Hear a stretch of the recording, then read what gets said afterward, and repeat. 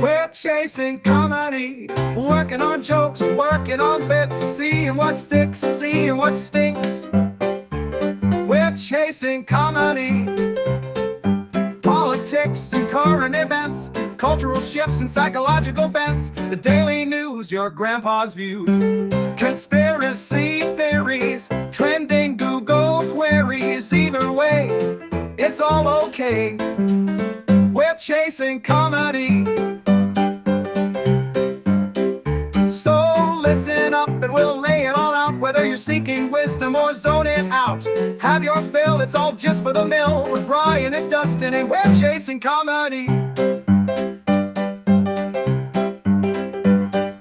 We're Brian and Dustin, and we're chasing comedy. That's a hilarious thing where you like walk through a hall of human tragedy to get to the comedy club. Like images from Dachau on the, instead of like images of like Louis Anderson, you got like images of really skinny Holocaust survivors. Well, I would rather see that than some of these artistic impressions of Dangerfield and all this. Ugh, so bad. It's like Richard Pryor's, like his eyes like not centered, and it's that's really funny. It's always just some bad. That's funny because there's something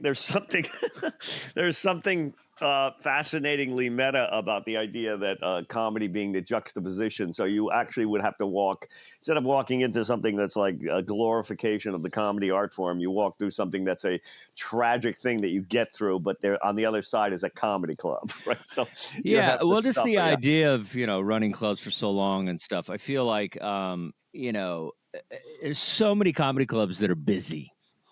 And you're on stage and you're competing with the freaking thing and a big, jack-o'-lantern behind you and a, whatever ridiculous thing that they think is going to keep the room fun. It's like it should be a black box. It shouldn't be anything. You should just see the comedian. I'm tired of the brick wall. It should just be like curtains. I'm a big fan of curtains. And that's it. Curtains. That's it. You don't need all this stuff. You don't need it. Like I shouldn't have to compete against the Rosie O'Donnell mural behind me. Like and every comic is going to make reference to it, and then it's like every audience that comes back to that club here's the same reference that the comic, no matter who it is, we all make the same references. Most of the time.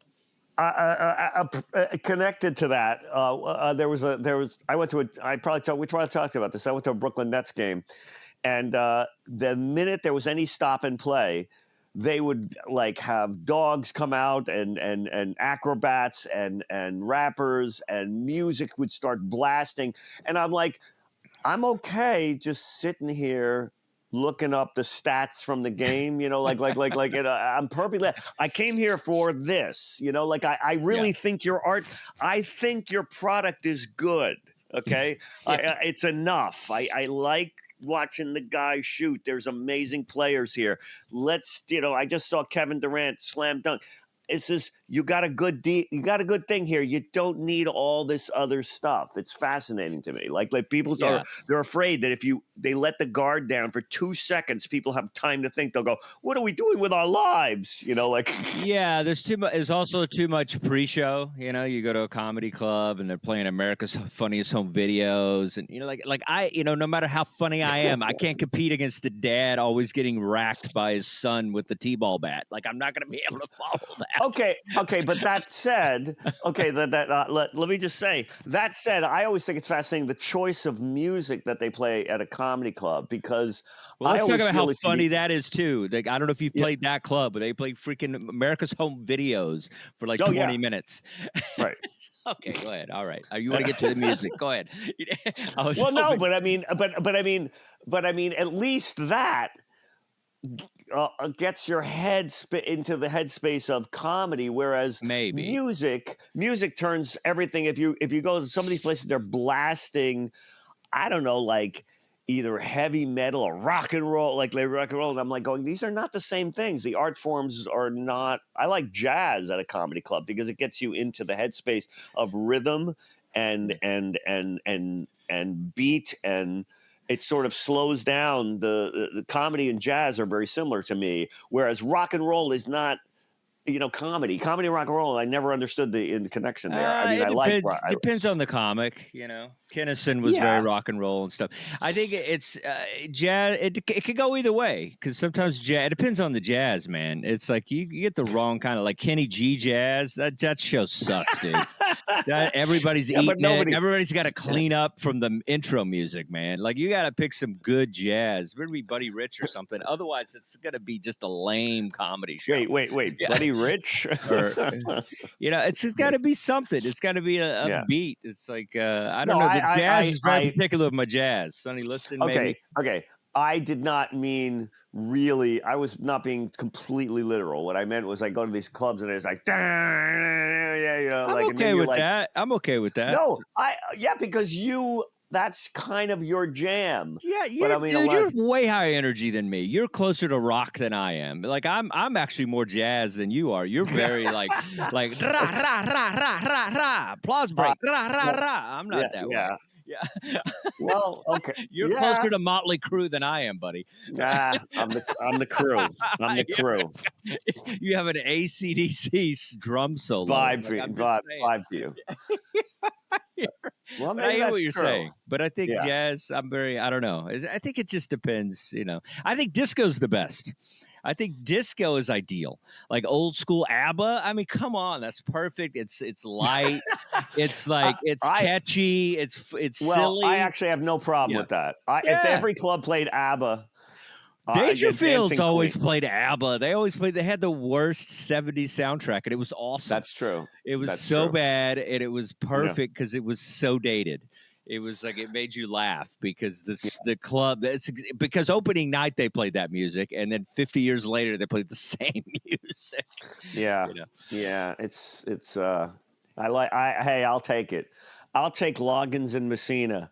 I'll take over Metallica. Dan Fogelberg. I'll take Dan Fogelberg over Metallica at a comedy club. I really will. I got to say that, right? I think each show depends. Like I think an early show could be jazz, but I feel sometimes you got to wake them up on a late show. You got to make sure that they're with it. They're already 6 drinks in. So sometimes rock and roll helps. You've run a club. You have more experience than me about dealing with some 3 clubs. Things. Yes, you've run several clubs. He points out aggressively, right? Like not one. Brian. One club is one. That. No, I'm just saying. It's like 3. Well, when I say you've run a club, that doesn't mean that I'm limiting you to one club. Well, I will say in running clubs, 2 things that I do when I ran a club. First one I did, I went in and eliminated the food. It's just like I felt like comedians don't deserve to eat over food. Like I was one of the few clubs. We were the only club in Manhattan that didn't have food. And it was just like, and everybody loved playing there. Granted, our audiences got a little drunker than most because there was no food.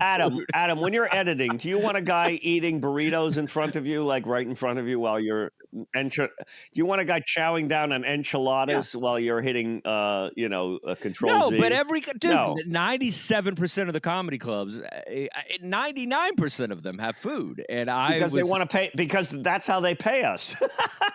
Well, and I didn't care. I was just like, I didn't care. I was getting that money and I didn't want it. Because I was more about I was the 1% that cared about stand-up comedy. And so I feel like you don't have to do it. You just raise the drink prices and just have popcorn, whatever, something salty that's not crazy meals and plates and forks. It's too much. I mean, that stuff I sort of have in my own psyche as having to, like, in contrast to you, I didn't mind when people play like the funny videos a little bit because I feel like it wires the brain for like, okay, we're going to watch something and laugh. We're going to listen. We're going to watch. And when it comes to food, I totally get what you're saying, though. It drives me crazy, but I sort of feel like, well, that's how they make money. It's like you go to the movies and they charge $80 million for a thing of popcorn. You go, that shouldn't happen. They That's shouldn't how be they get you. Cut Medicaid. That's how we make money. That's how they get you. If everybody just goes on with it, then everybody gets away with it. That's not true. They make money. Okay. How about giving us more money? How about charging more for the price? That's the thing with comedy. They're trying to sneak in. They're always trying to sneak in something. How about $50 cover mozzarella charge? sticks. Yeah. How about a $50 cover charge? How about like make comedy worth the payment? You go to the Right. Beacon, you're not chomping down on mozzarella sticks. Well, people don't. I was talking to a comedian recently who did a theater who just got like booked at a couple of theaters. They'd never done that before. A young guy, and he was like, "Wow, it was so amazing. It was totally different." I go, "Yeah, no liquor. That's why it's Yeah. That's the difference." Okay, it's like your chairs are facing forward. There's nothing to distract them. Yeah. There's not a guy slinging drinks. And this is just the way that what we have to deal with. It's like people are, that I mean, it's just baked in. Well, it's so funny. It's like, because I live on the gamut of I live on the spectrum of comedy where it's either amazing to the point where it's like you feel like you're Aerosmith, or it's the worst possible situation. This last weekend, it was like, speaking of like the crowd looking at you, I was so I show up to I get this gig. And the guy, like I always say, when somebody pays you before the gig, something's off. Like I always feel like something's gonna be. I never trust a gig that pays me first, because they're trying to get me to not cancel. So I'm like, all right, and then it just slowly it starts to kind of. It's like, yeah, man, it's just like, oh yeah. By the way, wear a jacket. I'm like, what? It's like, yeah, it's good. It's outside. Like I didn't know any of this until 8 hours before the show. And so I'm like, okay. And then it starts to come. And then I get there and I'm thinking outside, maybe in the back patio. This thing was next to a service road. Like you could hear whizzing of cars. You could see the exit sign. And then the tables were all like, at one point there was a table full of PTA women, which I made pretty funny, but they were to the left. And then at one point I looked over and they were all enjoying the show, but I just saw backs of heads the entire time I was up there, to the point where I walked up and touched the back of a lady's hair just so she knew she should turn around. Like it was just such I just see a bouncing head, but never once looked at me. It's like, I'm just saying, turning to the crowd, very important. So theaters, yes, I was just trying to get to that word. It's very important. But that's there. What's funny is like you reminded me. Oh, we probably talked about this. A Good Time Cafe. Do you remember that TV show? It was on, I think it was on VH1 or something like that. There was a comedy back when everybody was doing a comedy show. A live comedy show. There was a show called Good Time Cafe. I think Dennis Leary hosted it, actually, and it was on one of the for a while, like one of those, like Caroline's Comedy Hour, Evening at the Improv. It was a Good Time Cafe, and literally there were people eating in the audience during that show. It was a TV show in a comedy club. Love it, and there were people eating. And I think that was the thing where somebody threw an egg roll at Nick DiPaolo on stage. That's amazing. It was a TV appearance. Yeah, that's awesome. Yeah, it's like, I think it was like, that's amazing. That's actually a TV taping, and you're having food thrown at you. Yeah, comedy just came out of the gate wrong. They just every other art was appreciated long before, and it's for somehow. Comedy somehow just came up through the cracks of just bars and nightclubs and making money off food. Right. And, I mean, there's no bit of the year. There's no joke of the year in comedy. You know what I mean? In the comedy art form, there's no like greatest bits of all time recognized. Like The Godfather. There's like a canon of other than you hear like Richard Pryor, George Carlin, the classics that Seven Dirty Words and but even most people wouldn't even be able to name, except comics. Oh, what's the best Richard Pryor bit? And obviously there's so many of them, but there's no bit of the year. I mean, We don't get the bit. Where's the bit of the year? Because it award? wasn't until late '90s, Sirius XM came out, and that you could actually hear comedy on the radio. You'd never heard comedy ever on the radio, really. Unless it was a morning show or Opie and Anthony or something. But you never heard that's the thing why music always gets to the forefront, because it's repetitive over and over. It's in a CVS. I'd love to walk into like a 7-Eleven and be like, hey, that's the new Mulaney album. Yeah. That would be great. I'm saying they're getting powdered donuts and they're playing that would be great. But it doesn't happen because comedy never got in the forefront of being on everywhere. I was watching Doug Stanhope's new special is phenomenal. It's so funny, and he talks about how music is the ultimate rape, because you just can't. Like, no matter where you're at, you're just getting bombarded with somebody's choice of music that's just going into your ear. You can't just sit in silence. You can't. It always has to be music. But it's the thing, comedy has never been like that. So it's never in a random place where there's just stand-up comedy. So somebody will go onto a train, a subway car, and start either playing, performing, and very rarely will a guy do stand-up on there. Once in a while. You'll see, once in a while, it'll happen. It's out there. Yeah, it's out there. Oh, I've done it. Right. During the pandemic, we took what we could get. But anyway, that's it's a very strange, what we do is not. It's so disrespected and revered. It just drives me crazy. We're dancing monkeys. We're moving drinks and chicken wings, And then there's 15 guys that get to do it properly, and everybody else, we're staff, We're monkeys. We're the hey, buy the booze, tip the waitress, da da da da da da da da. Here, I have a T-shirt. Buy my T-shirt. Because I am poor. Yeah, I know. And here we are in a show about stand-up comedy. That's right. We're just monkeys. We're just monkeys. And nobody wants to hear it except 4 comics, and that's life. That's how we do it. That's right. That's how we do it. And I beg them to listen to it. Yeah, we got to get out there, guys. You got to move it. You got to move it. We got to get some stars on here, I think. You want to hear well, you want to hear an interesting? Oh, well, I don't know if this is interesting. I mean, I have this joke. That I've been doing. I think we've talked about it on the show. Of course we have. Of course we have. No, but it's a joke where the woman. Yeah, of course we have. Because, well, see, that's the thing. It's like, what's funny? It's like we're talking about comedy. But you have to hone your bits over and over again and get them good. Maybe. I know. Maybe. Here we go. Maybe. You're gonna go. No, you're too perfectionistic, Brian. I mean, sometimes you got to throw a new premise out. Once in a while. Well, no, I know that, but not if you're working on like a chunk that is. But you got to think about people listening to the show. Do they want to keep hearing the same bit over and over? Yeah. Or is this me and you? You got to think about the show as a whole. What is the show? The show is we're writing. Do they want to hear do you, when you watch a car show, right? A show about a bunch of mechanics, do you see them working on the same car every single week? No. It's like they bring in a Mustang, next week it's a Corvette. I'm just saying, you got to have a little bit of that. I get where you're going.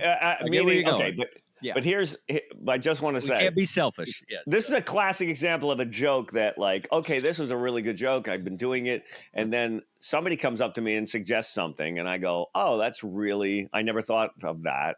And that's really interesting. And I say, I do the joke about the petting zoo. And the woman comes up to me and says, why do you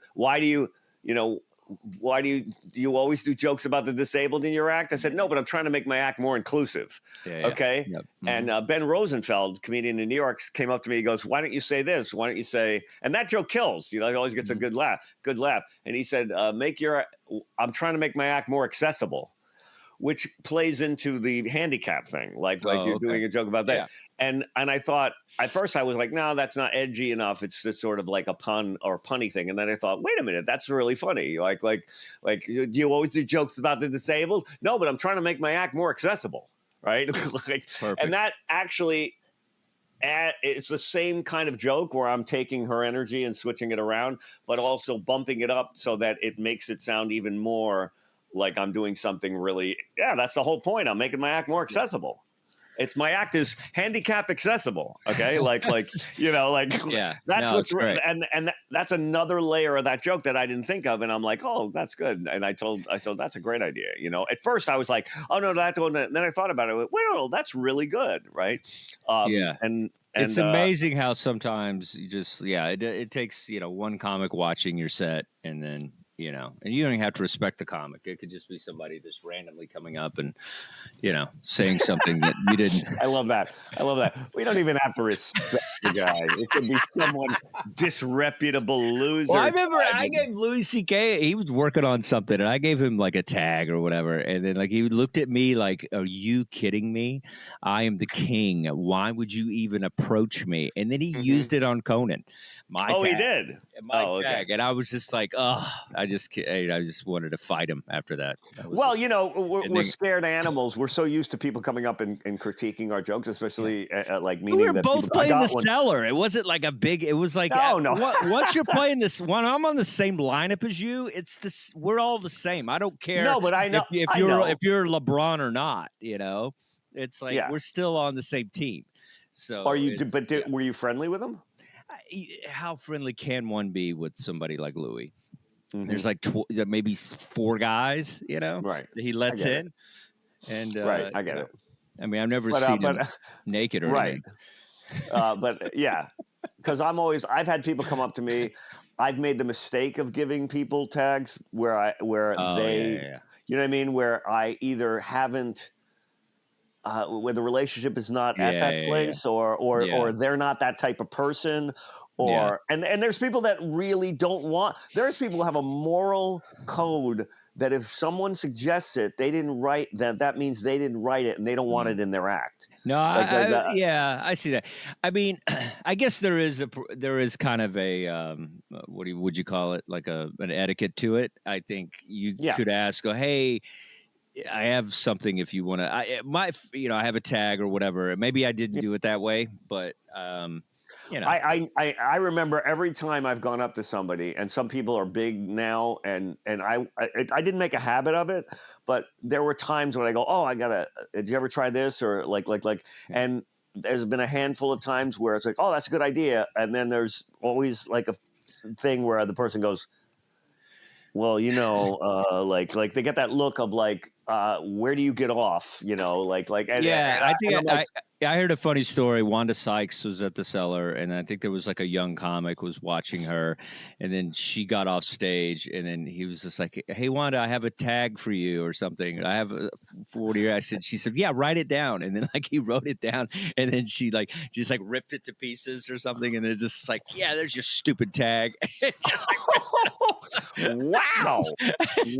Well, she's very Keith Robinson. She's very Keith Robinson. Like people don't know this, but she is. Yeah. She's hardcore, and so it was just that whole Philly kind of in your face or whatever. But yeah, it was just to get so funny. She's like ripped it up, and that Wanda voice, which I can't do. Yeah, that's really me. Funny. Who are you? Just went. Yeah, that's really funny. I mean, there is a violation of protocol. I've had people go, "Hey," and I'm like, "I don't even know you." There's people that have come up to me and go, and I'm like, say hello, like introduce yourself or something, I mean, I've had audiences do it, and it's actually worked out. And it's worked out. I've used a few things audiences have said over the years. No, I can't say that I've ever gotten a line from really from an audience member. I've gotten quite a few. Not one. Yeah, what's that? Quite a few. I've gotten quite a few. Really? Yeah. I mean, it's not. They don't. I mean, if they come out and go, "Hey, I got a joke for you," and it's a joke. Obviously, that's not what I'm talking about. Right. It's like, "Hey, that thing you did is very funny. What do you think about this?" And maybe I would say at least 4 or 5 times that's happened in the span of 20 plus years. There probably was, but I'm so ADD after the show that I'm there probably people said something suggesting I'm like, I can't. You know how like you don't want to even engage sometimes, you're like in your own zone, and so I might have dismissed possibly good jokes just out of my need for self-preservation of my psyche at that point or something, you know. Yeah, so. I found a fun way with audience members. I always say, if you want to talk to me after the show, you have to buy something, you know. So that's funny. That's funny. I go, I'll give you we'll do the selfie, we'll talk. You can tell me I'm not funny. I don't care, whatever. But you got to buy something if you want that conversation. It's like, I got a T-shirt, I got a hat, I got a thing, and it's like, and it's a funny way it weeds out stupidity. So it's like, or if they give me $40, you could kind of insult me a little bit, or you could tell me your joke, your racist joke or whatever, and I'll listen to you. I'll give you that 10 minutes that I'll never get back. But at least I got sold a T-shirt out of it. So there you go. That's an interesting strategy. Oh, you got up to me. I'll do your joke, but you got to buy something. Yeah, you got to have self-worth. You know, I'm worth at least $40. Yeah. There's something funny about the idea that you that someone comes up and like gives you a joke, like wants you to do, like if somebody like, I wrote a song, can you do it? Like here's something, then it ends up on an album. It's like here's a joke for you, and I go, all right, I'll do it, but you have to, I don't know, buy a shirt or something, and then I'll do your joke on the stage. Well, that's how I deal with hecklers. That's how I deal with hecklers too. I'm like, you can keep heckling me, but you have to buy merch after the show. I go, everybody else, I don't care, but this guy that keeps talking, you have to buy a shirt. If you say another word, that's actually brilliant. I never even thought of that. And it works. And a lot of times they buy the shirt, they feel guilty. Everybody's watching them as they leave. They're like, oh, and I'll catch them too. I'll be like, hey, here's that shirt. What size are you? And I'll just wow. I just start muscling them on the way out. I'm like, hey, wow, you messed up my rhythm. I was about to close, and here you come. It's like, no, you got to pay for that. There's a tax for that. There's a heckle tax. That's the heckle tax. That's hilarious. That's a great idea. I never even. Well, I don't sell that. You have to control them because they're animals, and half of this is just controlling them. You know that. Yeah, no, but that's actually a real boss move to just go. Listen. You can continue this, but now you're obligated, and it's like a hostage situation. Yeah. You know, I make it funny. It's silly. It's a fun thing to do. Any comic can take that from me. I don't care, because if you're selling merch because it's something I suggested, then please. But you make fun of them. You're just like, nah, it's the heckle tax, bro. You got to buy the shirt. That's great. The heckle tax, ladies and gentlemen.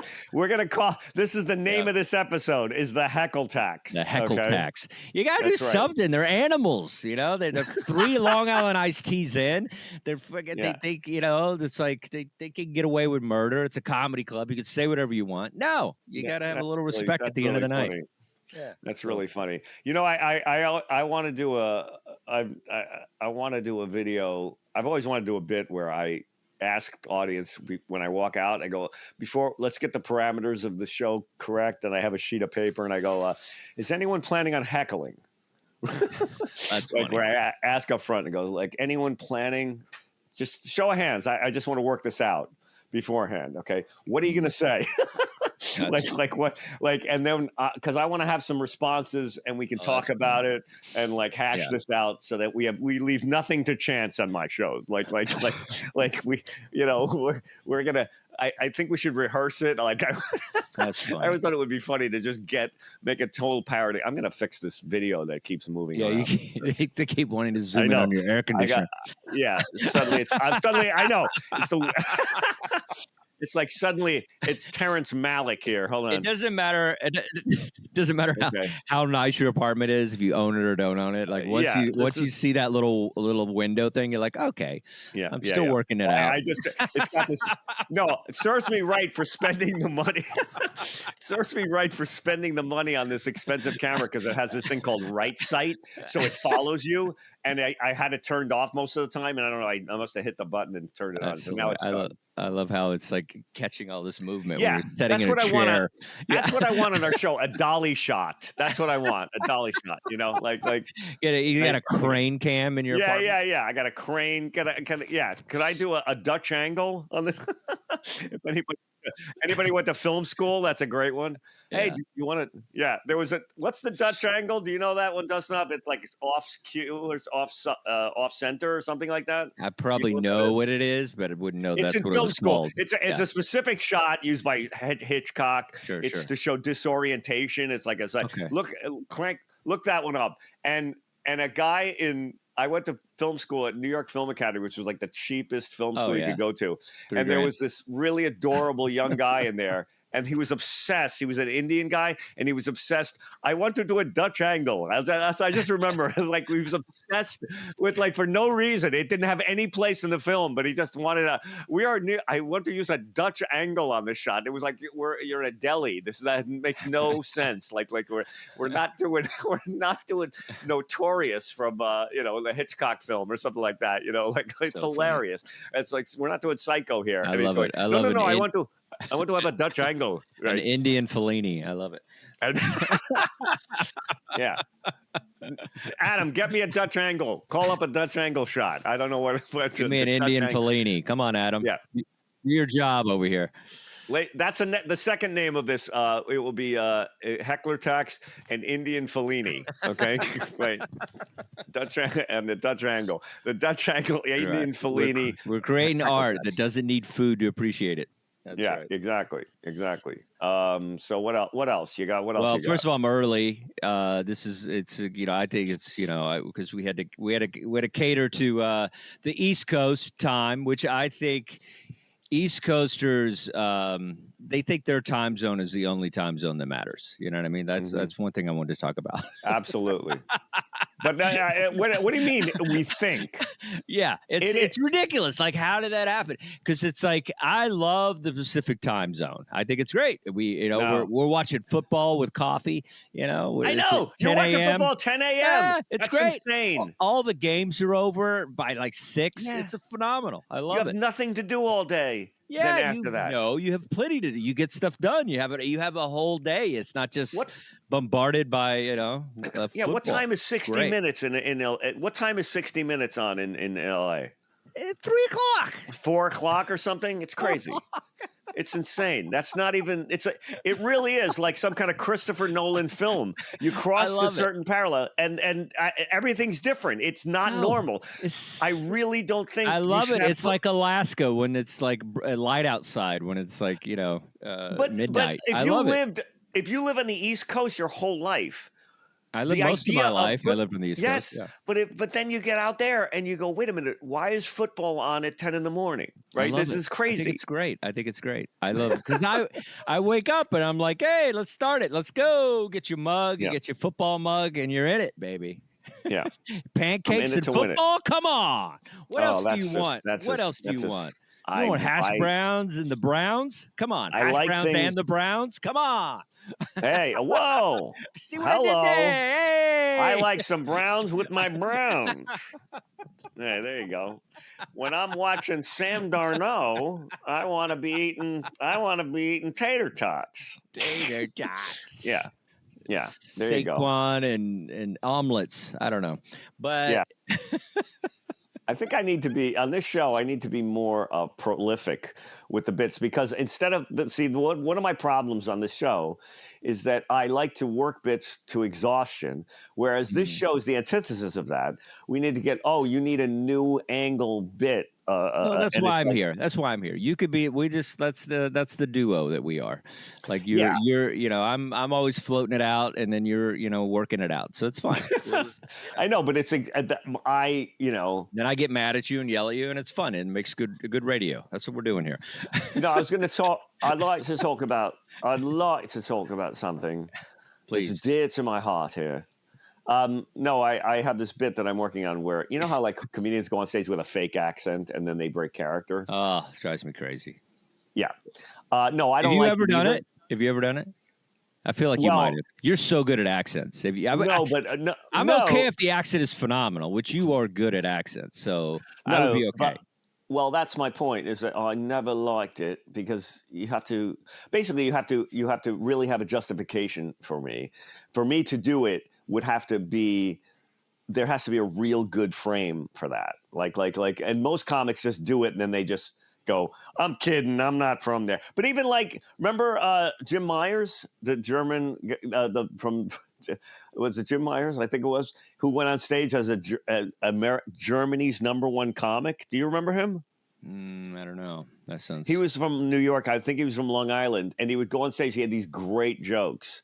And I haven't heard from him in a while. I don't know what happened to him, but he used to go on stage. I'm sure he's making a comeback right now. I'm sure he's huge right now. Yeah. Well, yeah. But he would go on stage. He would literally book himself as Germany's #1 comic.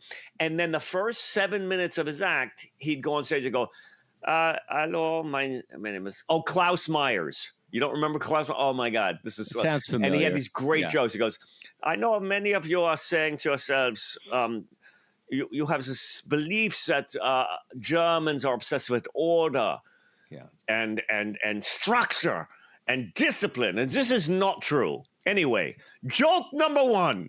Okay, right.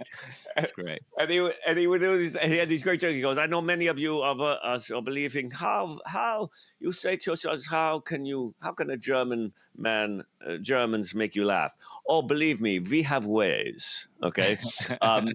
And he had this whole bit, and then he would just break the character and then be a regular comic, and which was funny. The jokes were funny, but I always felt like there should be a really good setup for that. If you're going to do something like that, there should be a really good thing. Yeah, I've seen it a few times. I've seen like a black dude pretend he was like Nigerian or something. I've seen it, and then I worked with this one comic. I'll even shout out and I'll blow up her stuff. I don't care.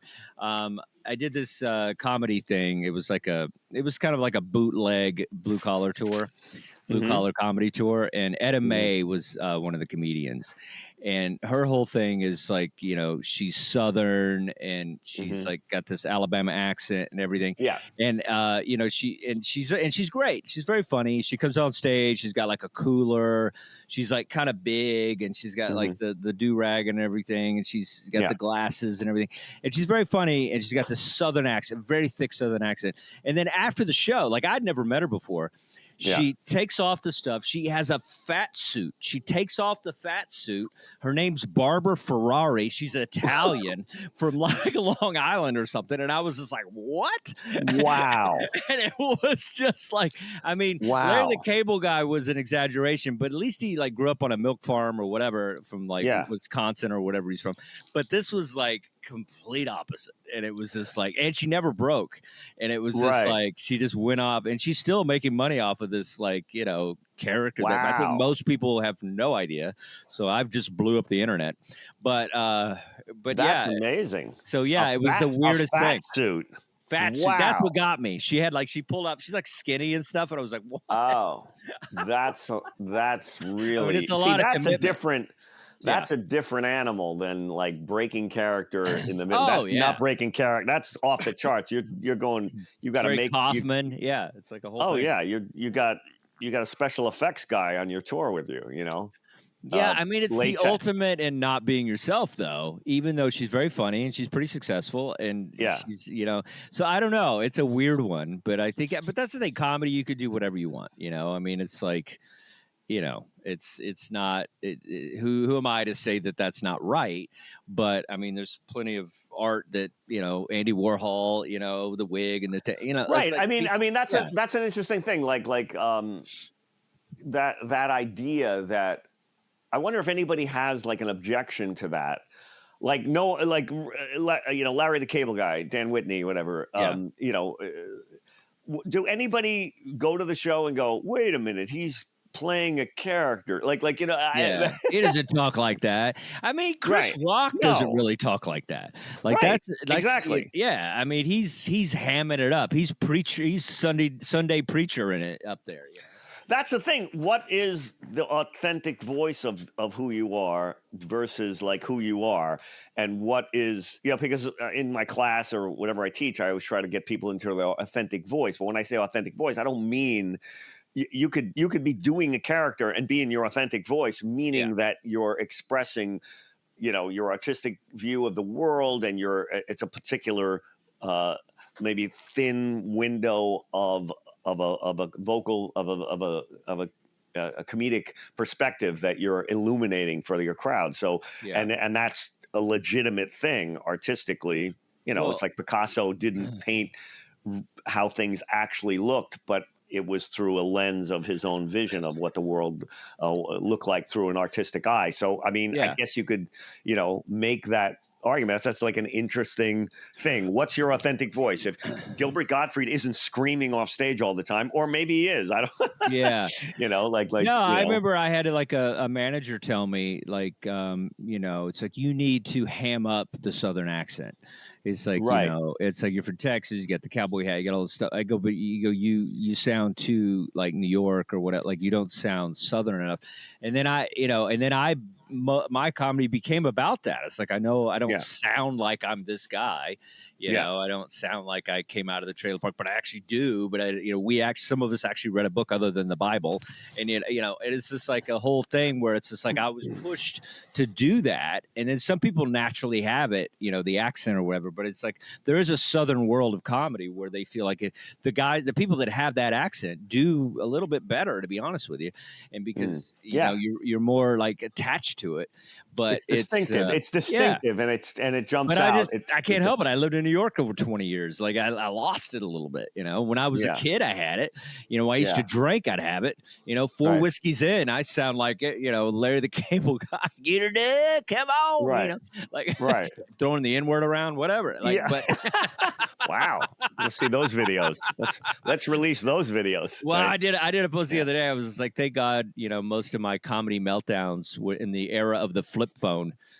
So absolutely. I don't have to like all the horrible things I did in comedy. It's like a lot of them just were not captured. I'm so grateful for that. Yeah. We have ruined.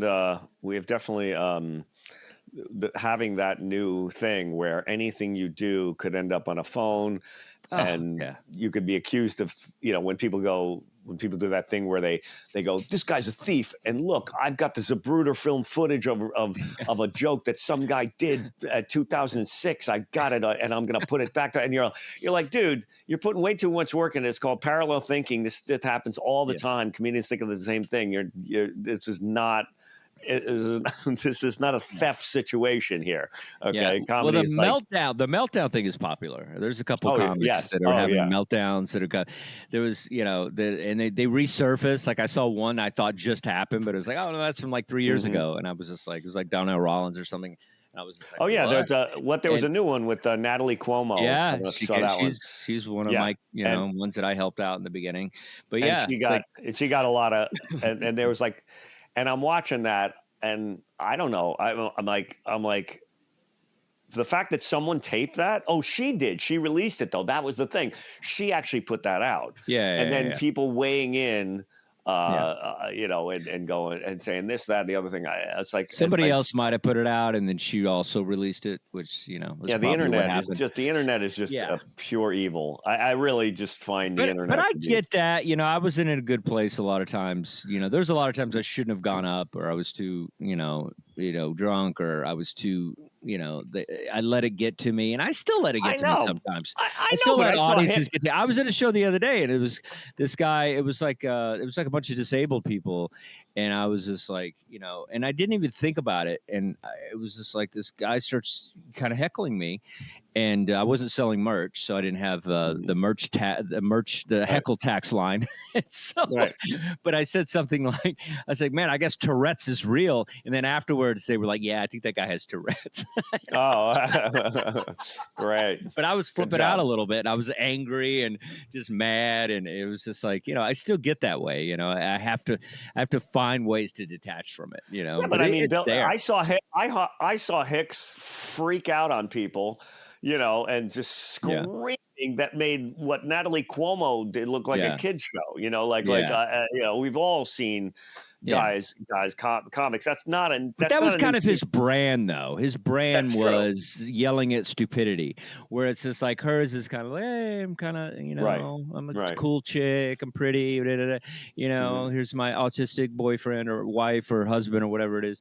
And it's just like, and she would just talk about it. But Hick was angry out of the get. Like if Bill Burr flipping out on an audience is what launched him. Yeah, He true. yelled at a sea of Philadelphia fans.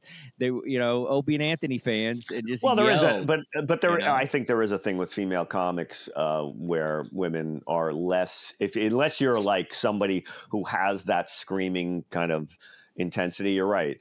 That then when they snap, it looks like out of place, or they Yeah, if got you, or Joan they. went at somebody, it wouldn't be a big deal. Yeah. Joan could go at somebody, and it would just be like part of the brand of this anger that she had, which she was phenomenal. I got to see her live; she was so great. Yeah, in sure, a small sure. venue, but Sure.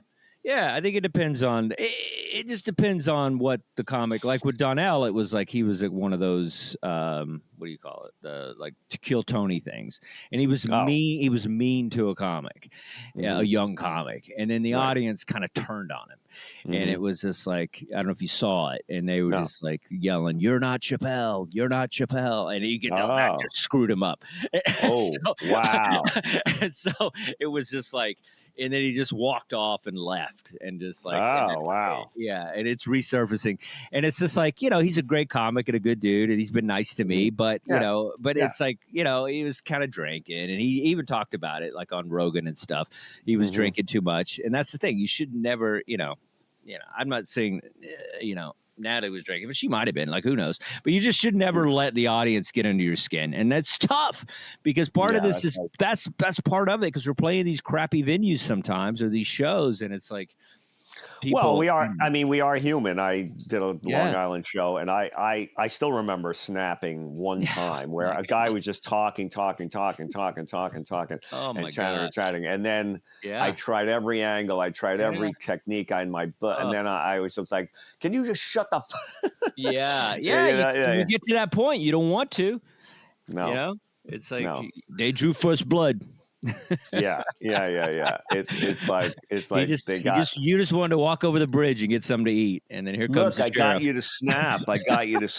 It's like, oh God, really? Well, there's part of that too. Yeah, that they want to they want the sensation of it is they want to get a rise out of the comedian. I mean, I've been punched on stage, and I've had all kinds of crazy stuff happen, and it's just like a lot of had to do with alcohol, but a lot of and unresolved issues.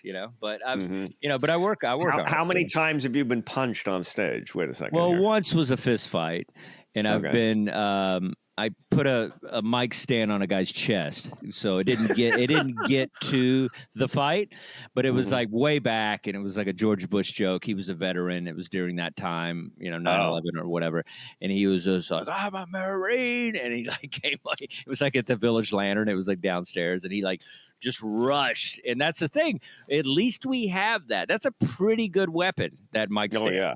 It's like because you can do a couple things with it. You can get it out of the base, and then it's like a kung fu thing. Or what I like to do is use the weight of it and just put that base and just kind of like you get off me. And so I hold on, wait. I actually made a graphic when Chris Rock got slapped. I actually in Photoshop I took this thing where I took a mic stand. It was a self-defense for comedians graphic where I took like all these jujitsu move things, and I had the mic stand, and it was like all these. Dude, this is called the swing, and it's like the angles and stuff like that. I won't be able to find it, but it's on the internet somewhere. But using that as a weapon, that's a weapon you could get in. You get sued. Yeah, I can imagine you could do some serious damage with that. Yeah, I mean, I'm not going to get sued. It's self-defense, It's like that metal base. That metal base self-defense, and you got about 30 witnesses, so you're good. You're good as long as they came at you first. Yeah, I broke my foot. maybe I talked about this on the show already. I broke my foot at Dangerfields. I slammed the mic stand down at Dangerfields. You broke your foot doing comedy? Oh, yeah. Yes, I broke my own foot. I broke my own foot at Dangerfields on stage. I've never heard that. That is amazing. Broken toe. Okay. It's I a little different, but smashed still. the thing down. I was making a comedic, emphatic point, and I went, yeah. And you know that moment where you go, and it's not like you stubbed it. You know right away you did something real bad. Like and I went, like, and I knew it. I just broke my toe on stage at Dangerfields with the mic stand. Oh my God. You got to limp off and like it's. Oh yeah. It was just, and then you got to tape it when you get home to the little, you take the little tape and you put it to the other little piggy. Comedy is a contact sport. You might get in a fist fight. You might break your foot. Like, that's hilarious, dude. Yeah, I've never heard that. That's phenomenal. That's so funny. Yeah, my own foot. My own foot. And that painful moment where I remember, we've all maybe broken a foot, broken a toe. No, I broke a watch. When the guy tried to punch me, I went like this and he hit the watch. Oh, and he hit the watch and broke it? Broke it, yeah. Wow. That's impressive. You got like a Wonder Woman thing there, right? Yeah, well, I boxed many years, so you gotta, it's always about protecting even. Was there like glass break? Did it shatter the? Nah, it was like a Harley watch. It was pretty sturdy, but it kind of cracked. It broke. But it had like one of those big leather ones. Oh, okay, good. Leather bands. Well, I think I wandered. I had to like finish the set. That was it. When I broke my foot, I was on. Yeah. I had like 10 minutes left. Crying in comedy, you got to finish it. And I'm like, and so anyway, where was I? Airplane travel. Okay. And I'm just trying to do stand up in pain. That's amazing too. Oh my God. I'm just sitting there like just awful. In pain. That's so funny doing comedy in pain when your foot is just like, your toes killing you and you're after set. That's amazing. I've done it too drunk. I've never done it with a broken toe. That's I got hit very lightly by a car. I was riding my bike to Gotham, and I went into an intersection. A guy hit me. I fell off the bike. Okay. I get back on the bike. I go, what the hell? And the guy like takes off or whatever. And I'm like, but he didn't run me over. Didn't like, but I was right away. I was like, okay, what just happened? Wow. I get on the bike. I'm racing to the gig. I run in and I go, I'm sorry, I'm late. And they called me on my phone, and I go, Brian, you have blood all over you. my God. And I didn't even know. I was like, what? And I was on adrenaline, so that literally when I went on stage and I think I flipped the shirt inside out or something, and I went on stage and then finished, and then I get off stage and I'm like, oh, okay, and then I go, ow, all the pain like that of everything that had happened. Like I thought, did I separate my shoulder? I've got blood running down. I think I was like, I don't even know what the hell I did. You're the fall guy of comedy. That's right. That's that, or the Jerry Lewis of comedy. You know what I mean? Like a lady with the blind hit by cars and breaking toes. Yeah. Oh, a fist fight is nothing compared to that. I didn't get hit by a car. It's like it's a Three Stooges. I'm like the Larry Fine getting smacked around and breaking things and By the way, on the Three Stooges, I always thought it was funny that there was always a vice somewhere within arm's length that they could put Curly's head in. Like that was just, wait a minute, look over here. Here's a vice. We can. How many times did Curly get his head in a vice? Like, how many times has that ever happened to you? Speaking of like physical things, twice, right? I had two big brothers. Yeah, it all happens. We've all had that moment where you're one minute you're joking around, the next your head is in a vice, right? It happens. And you can hear the crunching. That's what when I was a kid, I thought that was the funniest thing. Where they put hair, give him a CTE. How come Curly never got cephalo? What is it? What is that? Androcephalo encephalopathy. I think he had it before he did those stunts. That's the problem. What is that? Hey, Dustin, look up. Hey, Dustin. Yeah. Hilarious. Adam. Oh, there you go. There just happens to be. See, that's the old school Vice. Okay, I love I don't that. even know what. You don't even know what that's for. I love that. Well, that's how they tortured people in the medieval. Right. But I love the ones where there was just a Vice that was slightly off camera. It was like at a table, like at a work and they table. would drag Curly over. And they go, look, there's another Vice, like in episode 46 that we had, where we were in a mailroom. There was a Vice in the mailroom for no reason that we could put Curly's head in. And then they would just do the same thing and crunch the thing. And I thought that's the funniest thing I've ever seen. And what is it? Cephalopathy? What is that? Cardio. I worked at a comic called that. Didn't it? In Econopolis. What was his name? Yeah, I think that Econopolis. Yeah, Stocky. I think that's the capital. Isn't that the capital of Greece? Remember that guy? Remember that guy? That comedian? Stocky. What's his name?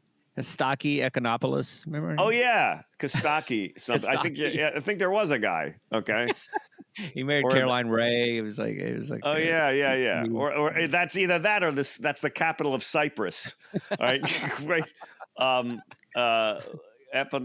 Cardio apple. What is it? What's CTE? Look, whatever. It's whatever. It's whatever. Put that underneath whatever Antonio Brown has. That's what it is. Yeah. You know, this has been fun. We didn't get to the bits, but we had a good time. Sometimes it's about the green room, and sometimes it's about the material. And what today we did was filled the hour. I love it. Yeah, we filled the hour. It's all about filling the hour. It's like, oh, I got the light. Gotta go. Yeah. Look at my watch. All right, we gotta go. All right. Now my girlfriend, she's got to do her podcast, so it's like it's a rotating encephalopathy. He's still going. Adam. He's still going. Adam, you got to help him out. He's still going. He's chronic traumatic encephalopathy or something. Adam, for the love of God, I can't even pronounce it. Yeah, it's CTE. Encephalopathy. I think it's What's the C word? What's CTE? It's chronic traumatic. Thank you. I was right. Yeah. All right. Thank you. Well, that's how we're going to leave it, folks. Chronic traumatic. That's kind of what stand-up comedy is. Okay, that's right. That's right. Who can survive? Can you survive breaking your toe? Can you survive a drunk guy punching you in the face and your hat flying off? Can you survive a Marine getting mad at political jokes and coming at you? And can you afford the heckler tax? The heckler tax or getting hit by a car? Can you? Yeah. Can you deal with it? That's stand-up comedy. Because think about it before you start this. It's a very, very physical art form. Woo, that was a lot. I'm exhausted. I'm going to go take a shower. Please subscribe, everybody. And please tell your friends. Please, we got to get this thing up. We got to get some numbers going. So it's too good a podcast for people not to be listening to it. So get it out there. Woo! Rock and roll. Good work, guys. God bless America. Well, folks, that's our show. It's time for us to go. Make sure to follow us. Give us a like. Drop us a comment and always subscribe. We're chasing comedy on all the socials. We hope you had a gas, had some laughs, and maybe you learned something too.